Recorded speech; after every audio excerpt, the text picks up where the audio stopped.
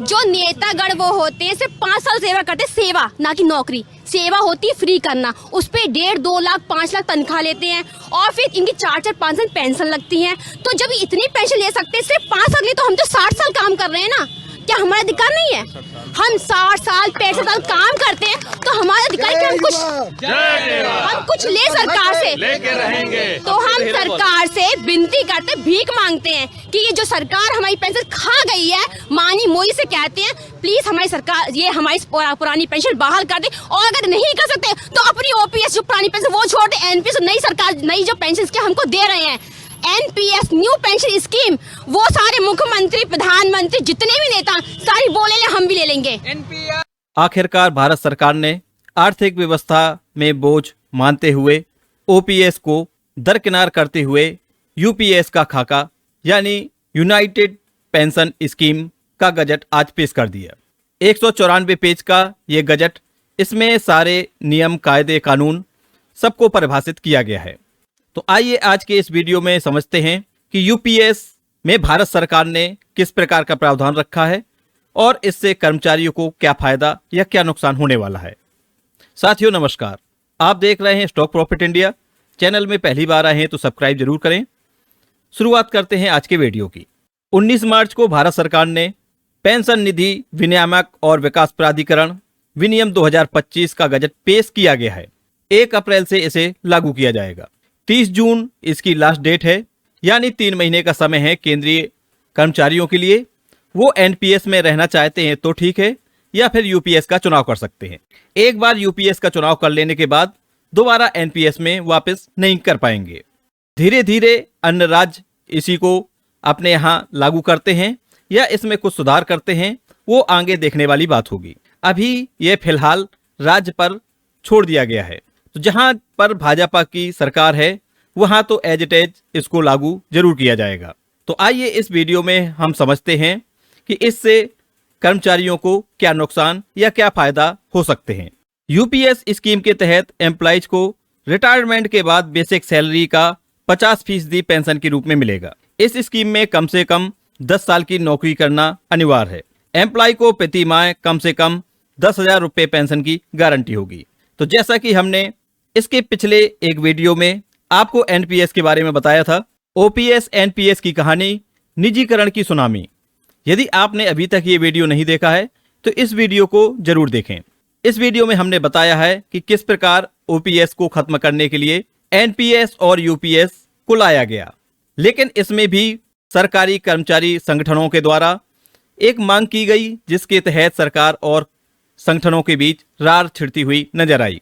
तो इन सभी लड़ाइयों को बंद करने के लिए, इन सभी मांगों को बंद करने के लिए सरकार ने निजीकरण का एक ऐसा हथियार अपनाया जिससे किसी भी प्रकार की मांग किसी भी सरकारी संगठनों द्वारा नहीं की जा सकती। यानी जब सरकारी विभाग ही नहीं बचेगा तो मांग करने वाले कर्मचारी कैसे बचेंगे।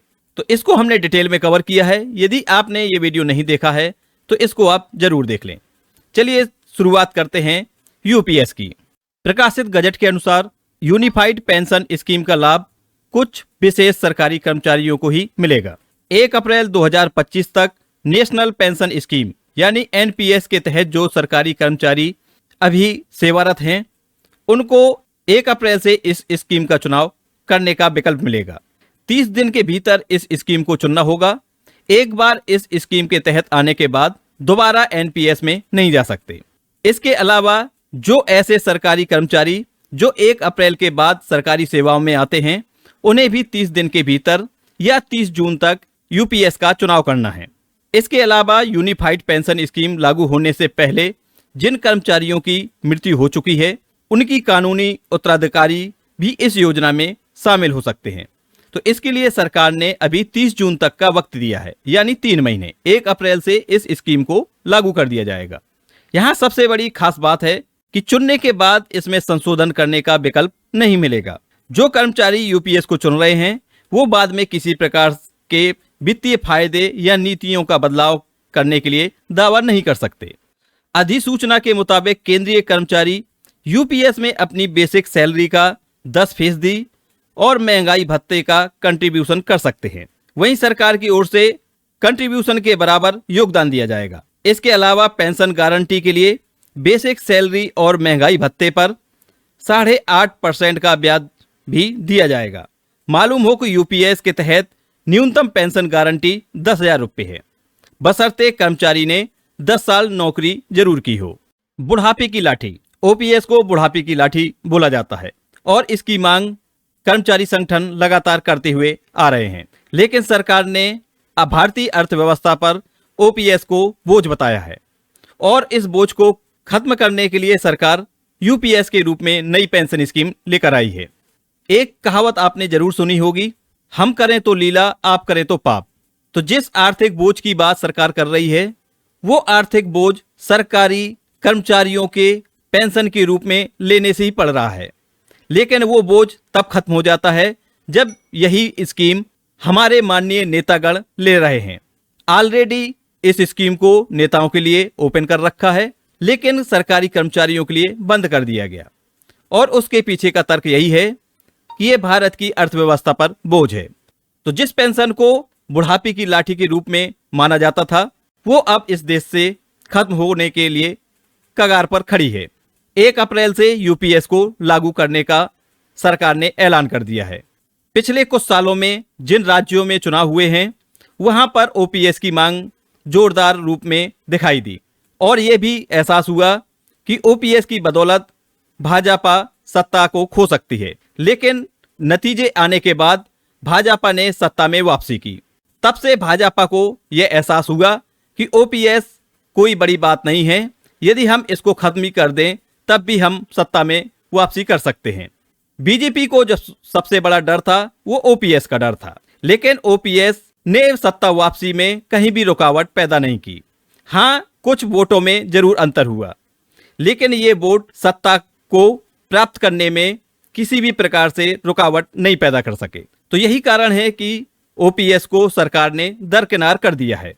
अब समझते हैं कि इस यूपीएस में जिस 10,000 रुपये एश्योर्ड पेंशन की बात की गई है वो किस हिसाब से मिलेंगे।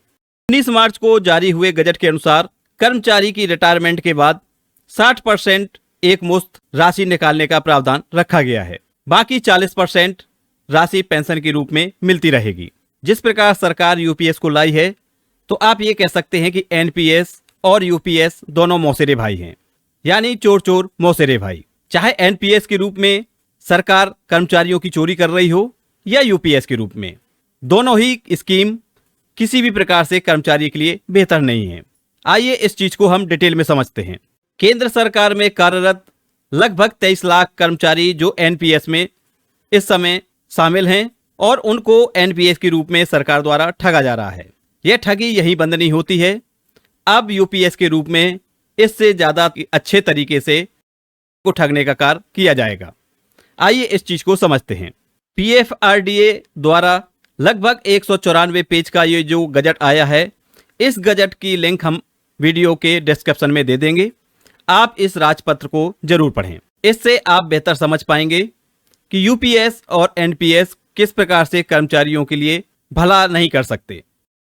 गजट को पढ़ने के बाद सबसे बड़ी दुविधा निकलती है वीआरएस के लिए। इस गजट में कहा गया है कि सुनिश्चित भुगतान यानी 50% पिछले 12 महीनों के मूल वेतन का, और ये पिछले 12 महीने लागू होते हैं जिस समय आप वीआरएस ले रहे होंगे। यदि आपने वीआरएस लिया है तो उसके ठीक पहले के 12 महीनों का मूल वेतन औसत का 50% पेंशन के रूप में दे होगा।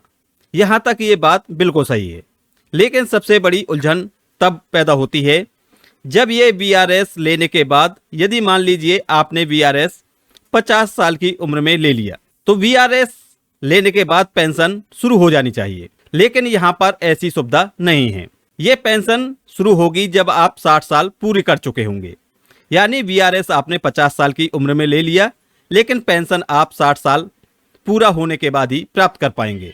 तो सबसे बड़ी दुविधा यहाँ पर ये निकल के आ रही है। दूसरी जो सबसे बड़ी बात है वो ये है कि आपके 25 साल सेवा के पूरे हो चुके हों, तभी आप 50% पेंशन के रूप में प्राप्त कर सकते हैं। लेकिन यदि आपने 25 साल से कम सेवा दी है तो आप 50% पेंशन के रूप में पाने के हकदार नहीं हैं। उसके लिए व्यवस्था की गई है 10,000 रुपये एश्योर्ड पेंशन के रूप में देने की। तो ये 10,000 भी तब मिलेंगे जब आपकी न्यूनतम 10 वर्ष सेवा पूरी हो चुकी हो। यदि 10 वर्ष से पहले आप वीआरएस ले लेते हैं तो वहां पे पेंशन की किसी प्रकार की व्यवस्था नहीं की गई है, यानी आपको 10 साल कम से कम सेवा देनी ही होगी। इसका मतलब यह हुआ कि आप यदि 50% पेंशन के रूप में पाना चाहते हैं तो आपको कम से कम 25 साल की सेवा करनी होगी। मान लीजिए आपने 50 वर्ष की उम्र में वीआरएस ले लिया और 25 वर्ष सेवा भी पूरी कर ली, लेकिन ये पेंशन आपको तब तक नहीं मिलेगी जब तक आप 60 साल पूरे नहीं कर लेते। तो इन 10 साल में आपको जीविका चलाने के लिए किसी प्रकार की पेंशन की व्यवस्था नहीं है। इन 10 साल में एक सरकारी कर्मचारी क्या करेगा, यानी पेंशन पाने के लिए आपको 10 वर्ष का इंतजार करना ही होगा। कुछ सरकारी संगठनों द्वारा यह भी मांग की गई थी कि जो 25 वर्ष की सेवा का नियम रखा गया है उसको 20 वर्ष किया जाए और वीआरएस लेने के तुरंत बाद पेंशन को चालू कर दिया जाए, लेकिन इसको सरकार ने नहीं माना है। आपने न्यूज चैनल के माध्यम से यह जरूर सुना होगा कि सरकार ने इसमें 10,000 मिनिमम एश्योर्ड पेंशन की बात की है और साथ में यह भी कहा है कि 10,000 के ऊपर महंगाई भत्ता भी दिया जाएगा, लेकिन ये महंगाई भत्ता तभी लागू होगा जब आपकी पेंशन स्टार्ट हो जाएगी। यदि आपने वीआरएस 50 साल की उम्र में लिया है तो 50 से 60 साल तक की उम्र में, यानी ये जो बीच में 10 साल का गैप हुआ, इसमें किसी भी प्रकार के डीए की स्वीकृति नहीं होगी। डी की स्वीकृति तभी होगी जब आप 60 साल पूरे कर चुके होंगे, तब आपको 10,000 रुपये जो मिनिमम एश्योर्ड पेंशन मिलनी है उसमें डीए लगाया जाएगा। तो यहाँ पे इस 10 साल का कोई कैलकुलेशन नहीं है। इस 10 साल में जो भी महंगाई अलाउंस मिलेगा वो आपको नहीं मिल पाएगा। के लिए जो अभी हमने आपको कंडीशन दिखाई थी उन कंडीशन का यहाँ पे उल्लेख किया गया है। इसमें आंशिक निकासी के लिए आप यहाँ पर देख सकते हैं कि शर्त है कि यूपीएस या एनपीएस जो भी उन्होंने तय किया हो वो नामांकन की तारीख से 3 वर्ष की लॉक इन अवधि पूरी हो गई हो, यानी यूपीएस लिए हुए आपको 3 साल हो जाने चाहिए, तभी आप आंशिक निकासी के हकदार हैं। ऐसी निकासी यूपीएस अभिदाता द्वारा किए गए स्वयं के अंशदान, यानी आपका जो 10% कटा है उसके 25% से अधिक नहीं होगी। यहाँ पर एक चीज और देखने लायक है कि अभी तक एनपीएस में 10% कर्मचारी की कटौती होती थी और 14% सरकार देती थी, लेकिन यहाँ पर 10% कर्मचारी की कटौती होगी और 10% ही सरकार देगी, यानी टोटल जो 24% जमा होता था वो अब सिर्फ 20% होगा। और इसमें साथ में ये भी मेंशन किया गया है, ऐसी निकासी यूएस अभिदाता द्वारा किए गए स्वयं के अंशदान के 25% से अधिक नहीं होगी, जो निकासी के लिए आवेदन की तारीख पर उपलब्ध हो। इस प्रकार निकासी केवल निम्नलिखित उद्देश्यों की अनुमत होगी, यानी उनको ही ये केवल निकासी के हकदार होंगे जो अपनी संतान की उच्च शिक्षा के लिए या उनके विवाह के लिए या विवाहित पति या पत्नी के साथ संयुक्त नाम पर आवासीय मकान या फ्लैट की खरीदारी निर्माण के लिए अनुरोध करेंगे। तो यहाँ पर आंशिक निकासी के लिए भी कड़े प्रावधान रखे गए हैं। साथ में आश्रित माता पिता की ऐसी बीमारी से पीड़ित होते हैं जिनके अस्पताल में भर्ती होने की आवश्यकता है, तभी आप आंशिक रूप से अपनी निकासी कर सकते हैं। बाकी इसमें यूपीएस के तहत कौन से फॉर्म किसको भरने हैं उसकी बात की गई है, वो हम वीडियो के लास्ट में आपको बता देंगे कि किस प्रकार का फॉर्म आपको भरना होगा, तभी आप यूपीएस के लिए अधिकृत हो सकेंगे। साथ में यहाँ पर मेंशन किया गया है कि राष्ट्रीय पेंशन प्रणाली के तहत सेवानिवृत्त या अधिवर्षित कर्मचारियों को लाभ का भुगतान किस प्रकार किया जाएगा। तो यहाँ पर जो लोग 31 मार्च 2025 से पहले रिटायर्ड हो चुके हैं उनके लिए एक मुश्त भुगतान की व्यवस्था, सेवानिवृत्त की तारीख के तुरंत बाद दे मासिक टॉपअप राशि, लागू महंगाई राहत और विगत अवधि के लिए उक्त लाभों के संबंध में बकाया पर सार्वजनिक भविष्य निधि पीपीएफ की दरों के अनुसार साधारण ब्याज अधिवर्षता के बाद महीने से दावा फॉर्म जमा करने के पहले महीने तक दिया जाएगा, बशर्ते कि यहाँ पर यह नियम है। यदि हम इसे सीधे सरल शब्दों में समझें तो इनका कहना यह है कि 31 मार्च 2025 से पहले यदि आप सेवानिवृत्त हो चुके हैं और आपने एनपीएस के तहत किसी भी प्रकार का आंशिक भुगतान नहीं प्राप्त किया है, तभी आप पेंशन के हकदार हैं। यदि आपने वहां से अपने 60% की निकासी कर ली है तो आप मिनिमम पेंशन की गारंटी में नहीं आते हैं। यहाँ पर इस बात का उल्लेख किया गया है, ऐसे अधिवर्षित या सेवानिवृत्त कर्मचारी जो दिनांक 31 मार्च 2025 तक सेवानिवृत्त हो चुके हैं और मासिक टॉपअप के स्थान पर सुनिश्चित भुगतान का लाभ लेना चाहते हैं। यानी यहाँ पर ये बताने की कोशिश हो रही है कि जो 10,000 मिनिमम गारंटी के तौर पर सरकार ने बात कही है, उनके लिए ये विकल्प तभी उपलब्ध होगा जब वो आंशिक निकासी के कारण हुई कमी की प्रतिपूर्ति करें। यानी आपने अपने हिस्से का 60% निकाल लिया है तो आप एश्योर्ड पेंशन की हकदार नहीं हो सकते। यहाँ पर शेड्यूल भी दिया गया है, जिस प्रकार से आप म्यूचुअल फंड में यदि इन्वेस्ट करते होंगे तो ये जानकारी आपको होगी कि जिस प्रकार से आप एसआईपी के रूप में अपनी किस्त जमा करते हैं तो उसके बदले में आपको एनएवी मिलती है।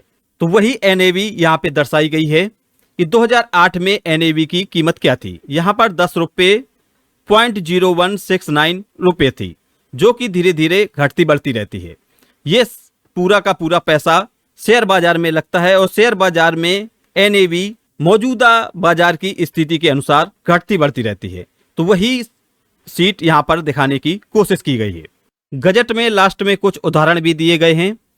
जो व्यक्ति 31/3/2025 से पहले रिटायर्ड हो जाता है तो उसके लिए किस प्रकार से पेंशन प्राप्त होगी, इसका उदाहरण यहाँ पर दिया गया है। उसके लिए इन्होंने ये 7 पॉइंट निर्धारित किए हैं। इन 7 पॉइंट के अनुसार यदि आप 31/8/2016 को रिटायर्ड हो जाते हैं और यूपीएस पेंशन को लेना चाहते हैं तो यूपीएस के तहत आपका बेसिक यहाँ पर जो बात हुई है वो 7th पे के आधार पर हुई है। तो यहाँ पर बेसिक पे 25,400 दिखाया गया है। व्यक्ति ने जो यहाँ पर अपनी सेवा दी है वो 123 महीने की दी है। उसके अनुसार लमसम पेमेंट 51,816 बन रही है। पूरा टोटल कैलकुलेशन करने के बाद जो भी फॉर्मूला इन्होंने लगाए हैं उस फार्मूले के अनुसार यदि व्यक्ति ने कोई भी अपने आंशिक निकासी नहीं की है तो उसकी पेंशन यहाँ पर 3541 रुपये प्लस डीए, क्योंकि 2016 में यहाँ पर रिटायरमेंट की बात की गई है तो उस समय डीए 2% था, तो उस समय के 2% डीए को लगाकर 71 रुपये और लग जाते हैं। तो ये 71 रुपये 3541 में और प्लस कर दीजिए तो यहाँ पर 3612 रुपये के आसपास पेंशन निकल के आ रही है। अब वही आप एक चीज और देखिए, यहाँ पर इन्होंने ये निर्धारित किया था 10,000 मिनिमम पेंशन की गारंटी हम लेंगे, लेकिन यहाँ पर जो टोटल पेंशन निकल के आई है वो इनके कैलकुलेशन के हिसाब से ही 3611 रुपये निकल के आ रही है। साथ में इन्होंने यहाँ पे और भी मेंशन किया है कि यदि आप 8 लाख रुपए अपने आंशिक रूप में निकाल चुके हैं तो आपकी पेंशन यहाँ पर 1398 रुपये बन रही है। तो आप ये बताइए ये किस प्रकार से गारंटी वाली स्कीम की बात कर रहे हैं, किस प्रकार से एश्योर्ड गारंटेड पेंशन की बात कर रहे हैं, ये समझ से परे है। साथ में एक उदाहरण इन्होंने और दिया है। एक दूसरा उदाहरण यहाँ पर यह है कि यदि कोई व्यक्ति 30/11/2024 को रिटायर्ड हो चुका है और उसका बेसिक पे 53,600 रुपये था, तो 53,600 प्लस डीए मिला के उसकी सैलरी होती है 82,008 रुपये। तो क्वालिफाइड मंथ ऑफ सर्विस, यानी इस व्यक्ति ने जो टोटल सर्विस की है वो 35 साल सर्विस की है। इस हिसाब से इसका जो लमसम अमाउंट है वो 2,87,028 रुपये बन रहा है। एश्योर्ड पे आउट की बात यहां पर की गई है। Round off the next higher integer 18,778 रुपये, तो 18,778 रुपये की यहां पेंशन की बात हुई है। लेकिन यदि उसने किसी प्रकार से अपने 60% की आंशिक निकासी कर ली है तो उसकी पेंशन रिड्यूज होके 7,013 रुपये बनेगी। 7,013 रुपये उसकी पेंशन बनी, साथ में 53% का डीए चल रहा है, उसको और प्लस कर दीजिए। तो 53% का डीए लगाने के बाद 3716 रुपये 7,013 में और प्लस हो जाएंगे। अंत में जाके जो पेंशन उसको मिलेगी वो 7,013 प्लस 3716 रुपये डीए के रूप में मिलेंगे। तो यहाँ पर भी 10,000 प्लस डीए की बात समझ में नहीं आ रही है, क्योंकि जिस प्रकार से सरकार ने न्यूज़ चैनल के माध्यम से और इलेक्ट्रॉनिक मीडिया के माध्यम से सभी प्रकार से ये बताया है कि हम 10,000 मिनिमम गारंटेड एश्योर्ड पेंशन देंगे और साथ में डीए भी देंगे, जो भी मौजूदा डीए रहा होगा। तो उस हिसाब से तो 10,000 प्लस 53% जो डीए लगना है, तो उस हिसाब से हो जाता है 15 से 16,000। लेकिन यहाँ पर 15 से 16,000 रुपये नहीं हो रही है, यहाँ पे 7,013 रुपये प्लस 3700 यानी 10,700 रुपये के करीब ये पेंशन बनेगी। तो इनके कैलकुलेशन के हिसाब से जो इन्होंने एग्जाम्पल इसमें दिए हैं, उस हिसाब से भी ये पूरी की पूरी एश्योर्ड पेंशन कहीं से समझ में नहीं आ रही है। इस गजट की लिंक हम आपको डिस्क्रिप्शन में उपलब्ध करा देंगे, आप भी इसको अच्छी तरह से स्टडी कीजिए। हो सकता है कि ये पूरी एश्योर्ड पेंशन आपकी समझ में आ जाए। अंत में आपको बताते हैं कि किसे कौन सा फॉर्म भरना होगा। वर्तमान कर्मचारी 1 जनवरी 2004 के बाद सरकारी सेवा में शामिल कर्मचारी जिन्होंने एनपीएस को चुना है, वो यूपीएस को चुन सकते हैं। उन्हें फॉर्म A2 भरना होगा। नए भर्ती कर्मचारी यानी जो 1 अप्रैल 2025 के बाद सेवा में शामिल होंगे, ऐसे कर्मचारी को फॉर्म A भरना होगा। जो कर्मचारी सेवानिवृत्त हो चुके हैं या पहले रिटायर्ड हो चुके हैं, उन्होंने एनपीएस का विकल्प चुना है और वो अब यूपीएस में शामिल होना चाहते हैं, उन्हें केवाईसी दस्तावेजों के साथ फॉर्म B2 जमा करना होगा। चौथी बात, कर्मचारी की मृत्यु की स्थिति में कानूनी रूप से विवाहित पति या पत्नी को केवाईसी दस्तावेजों के साथ फॉर्म B6 जमा करना होगा। जो व्यक्ति वीआरएस ले चुके हैं, 25 साल की सेवा का प्रावधान लागू होगा। इसका मतलब यह है कि ऐसे कर्मचारियों को 60 साल की उम्र पूरी होने तक अपनी पेंशन के लिए इंतजार करना होगा, तभी वो किसी प्रकार का फॉर्म भर सकते हैं। तो भारत सरकार द्वारा 1 अप्रैल से लागू की जाने वाली यूपीएस स्कीम को हमने आपके समक्ष रखने की कोशिश की है। साथ में भारत सरकार द्वारा जो राजपत्र जारी किया गया है, इसको पढ़कर और पूरी स्टडी कर इसको बताने का प्रयास किया गया है। आज का वीडियो आपको कैसा लगा, अपनी प्रतिक्रिया जरूर दें, साथ में इस पूरे गजट को जरूर पढ़ें। तो मिलते हैं नेक्स्ट वीडियो में न्यू इन्फॉर्मेशन के साथ। तब तक के लिए बाय बाय, टेक केयर।